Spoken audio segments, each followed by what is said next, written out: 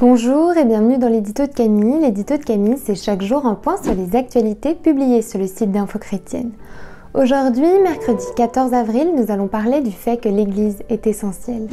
Nous allons nous intéresser à l'État de Californie qui vient de lever les restrictions qui pesaient sur les cultes dans le contexte de la crise sanitaire. Nous nous tournerons ensuite vers l'Irlande du Nord qui fait actuellement face à une vague de violence, avant d'évoquer la situation alarmante de l'Est de la République démocratique du Congo.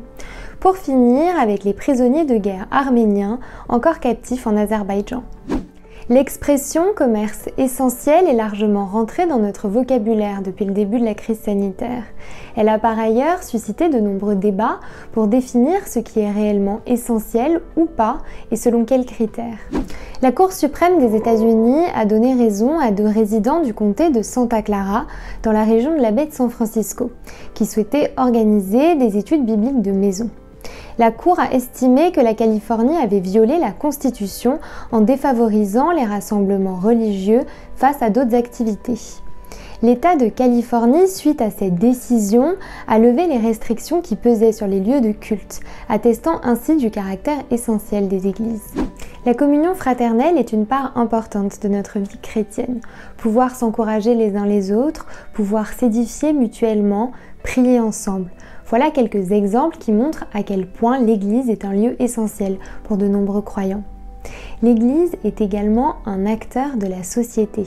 Elle est encouragée à transmettre le message de l'Évangile aussi par l'action, en prenant soin des plus pauvres, en prenant la défense de ceux qui en ont besoin, ou encore en apportant un message de paix. Les actualités du jour nous invitent justement à découvrir des contextes dans lesquels des responsables religieux représentants de l'Église font entendre leur voix. L'Irlande du Nord a été secouée par une vague de violence ces derniers jours. Face à cette situation critique, les responsables religieux irlandais ont adressé une lettre intitulée « Heureux les artisans de paix car ils seront appelés enfants de Dieu » aux dirigeants du Royaume-Uni, des 2 Irlandes et de l'Union européenne pour les appeler à travailler ensemble et à faire cesser les tensions. En République démocratique du Congo, ce sont les évêques qui témoignent de la situation difficile dans l'est du pays, auprès de l'organisation L'aide à l'Église en détresse. Les évêques dénoncent l'occupation des terres, l'exploitation illégale des ressources naturelles, ainsi que l'islamisation de la région au mépris de la liberté religieuse. Tandis que l'Église arménienne du Royaume-Uni et de l'Irlande, préoccupée par le sort des prisonniers de guerre arméniens, appelle les autorités azerbaïdjanaises à les libérer. L'Église rappelle que l'Arménie a, elle, renvoyé tous les prisonniers de guerre azéris. Ce sera tout pour aujourd'hui. Si cette vidéo vous a plu, n'hésitez pas à la liker, à la partager ou à nous le dire en commentaire. Je vous souhaite une très bonne soirée. On se retrouve demain. Soyez bénis.